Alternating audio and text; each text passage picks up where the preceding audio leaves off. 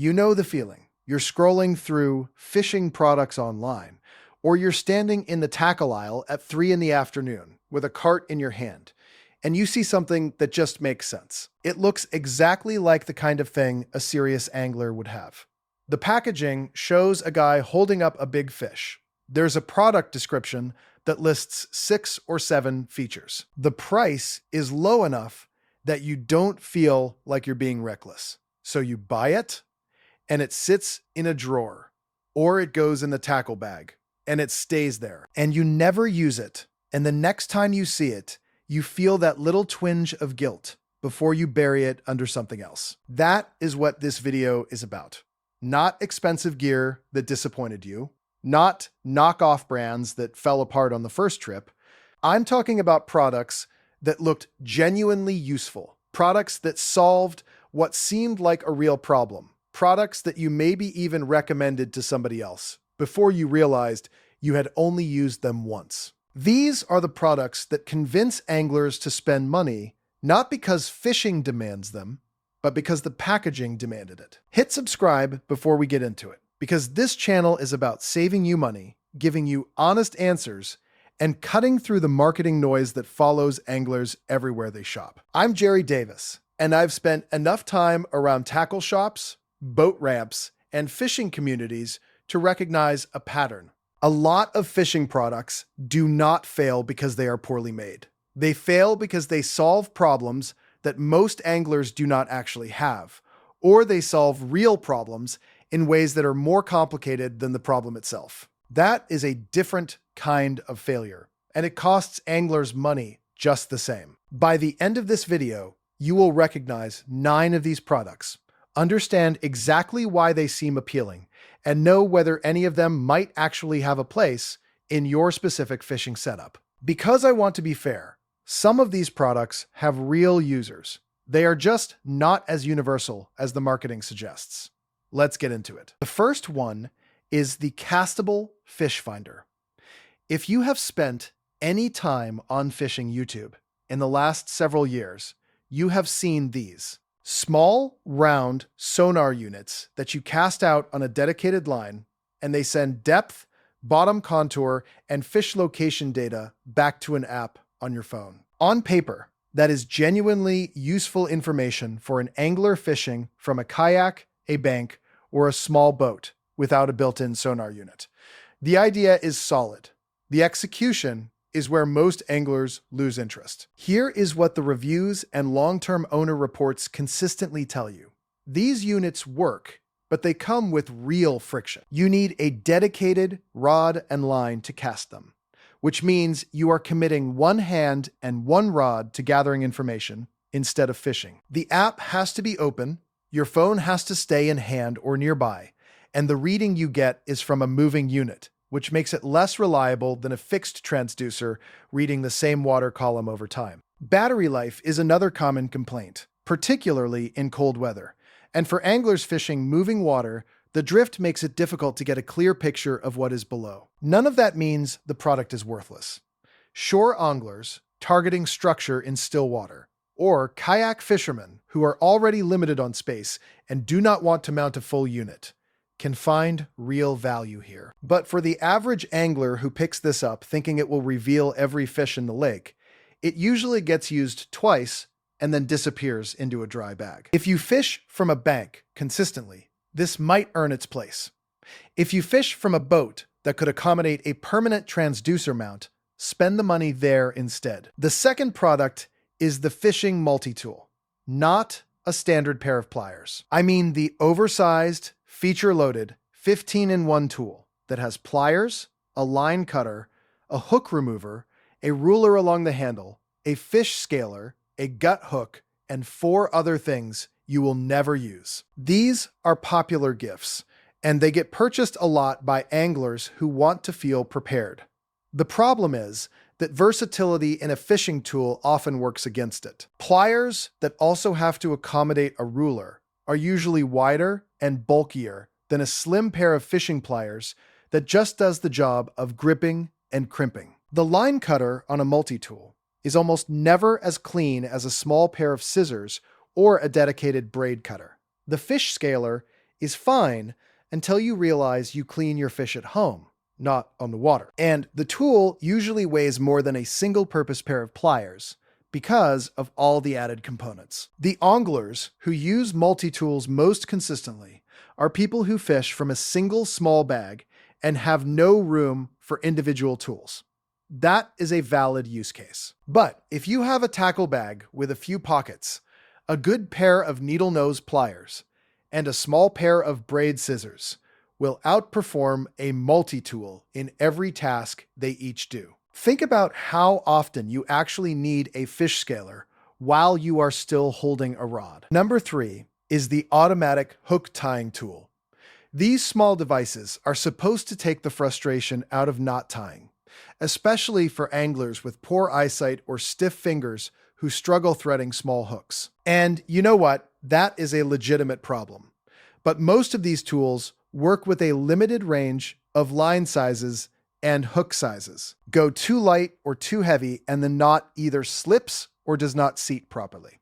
Many of them produce a clinch knot, which is fine, but not ideal for every application. And the process of loading the tool, positioning the line, and running the mechanism often takes longer than simply tying a reliable knot by hand once you have practiced it. For older anglers or anglers with arthritis or limited hand strength, a quality hook tying tool that matches their common hook size and line weight is genuinely worth having. But for the average angler who bought one thinking it would speed up rigging, it usually creates more fumbling than it prevents.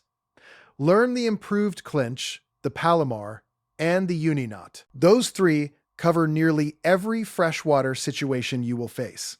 And once they are in your muscle memory, no tool is faster. Product 4 is the collapsible landing net. Not landing nets in general, which are obviously useful.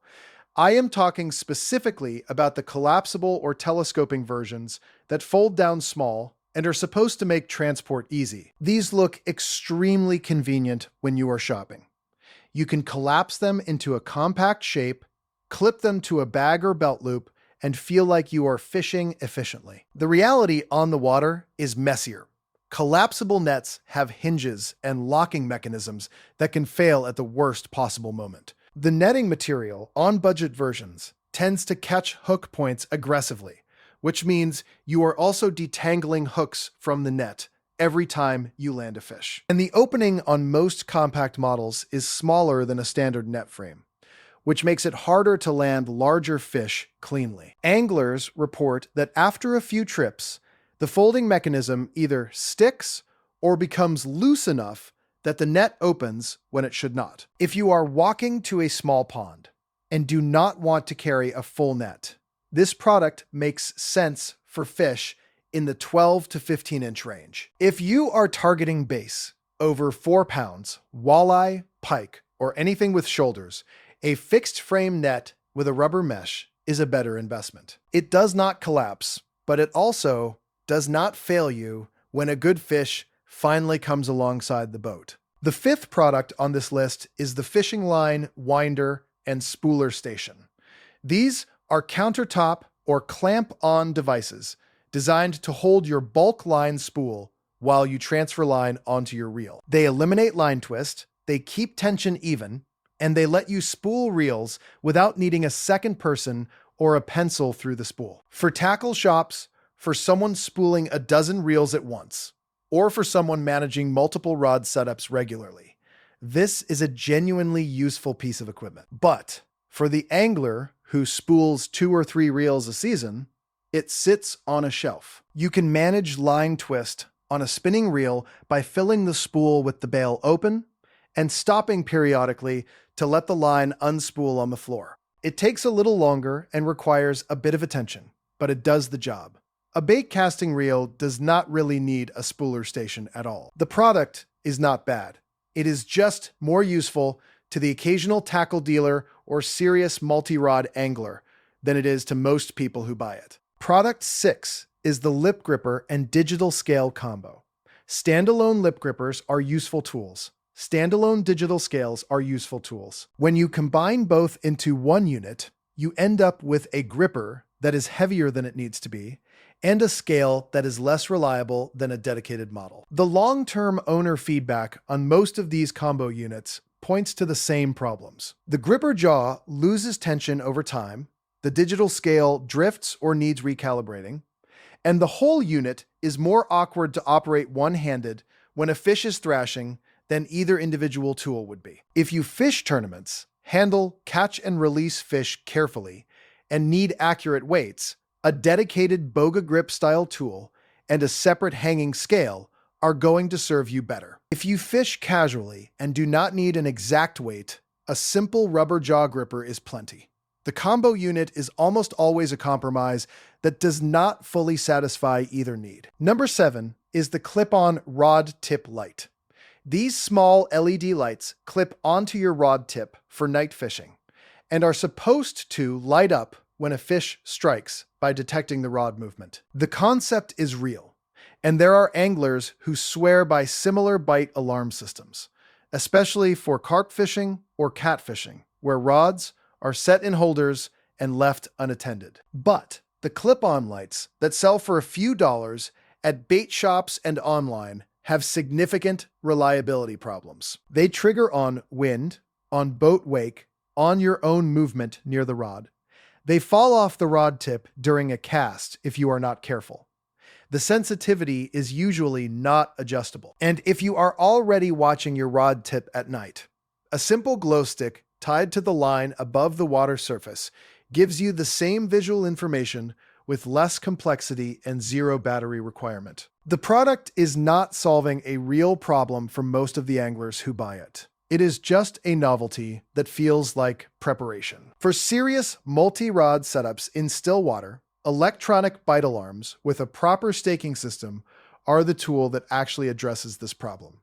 The clip-on light is a placeholder for something better. Product 8 is the bait bucket aerator, not the large, well-designed aerators that live bait dealers and serious tournament anglers use. I am talking about the small, clip-on, battery-powered versions sold for a few dollars that claim to keep shrimp, minnows, or crawfish alive in a standard 5-gallon bucket. These are popular purchases because the concept is logical. Live bait catches more fish than dead bait in most situations, and anglers want to protect that investment. The problem is that most of these small aerators move too little air for a fully loaded bait bucket, especially in warm weather, when oxygen levels in the water drop faster. Anglers report losing bait even with the aerator running on warm summer days.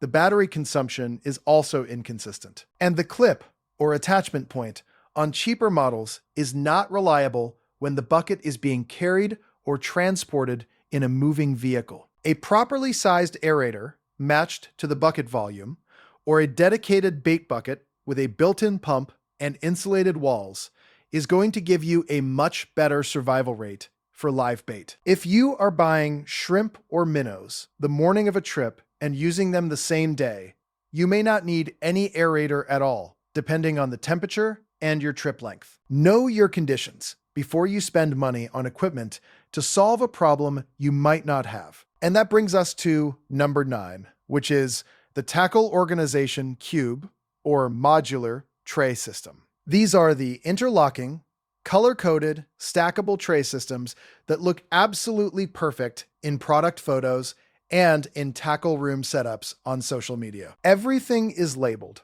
Every lure has its own slot, and the whole setup looks like it belongs in a military logistics operation. Anglers buy these thinking they will finally solve the chaos of a disorganized tackle bag. Here is what consistently happens. The tray system gets organized once, usually right after you buy it.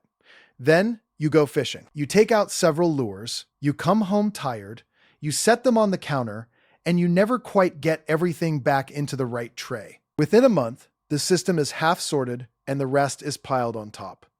The trays work fine for storage, but they are not faster to access on the water than a well-organized soft tackle bag with clear front pouches. And if you mostly fish 2 or 3 different presentations anyway, you probably do not need 9 specialized compartments. The anglers who genuinely benefit from modular tray systems are the ones who target multiple species, run large tackle inventories, and have the discipline to maintain the organization after every trip. If that is you, these systems are excellent. If you are a weekend angler who fishes one or two techniques most of the time, a simpler system will serve you just as well without the maintenance burden. Let me know in the comments which of these you own, whether it is actually sitting unused right now, and which one surprised you most. I guarantee at least one of these is in somebody's garage, on a shelf, still in the original packaging, waiting for a trip that never quite justified it. The real takeaway here is not that these products are bad. Most of them work as described. The issue is that fishing gear is sold based on what the product can do in the best possible use case. And most of us are buying it for a slightly different situation. Before you add something to your cart, ask yourself how often you would actually use it given the type of fishing you do, the species you target, and how complicated you want your time on the water to be. A lot of money gets spent on fishing gear that is solving a problem you do not have as often as you think you do. Good gear is not the gear that covers the most scenarios. It is the gear you reach for automatically, because it fits the way you fish. That is the standard worth measuring against. Hit like, subscribe, and share this with someone who just added one of these to their cart. I'm Jerry Davis, and I'll catch you in the next one.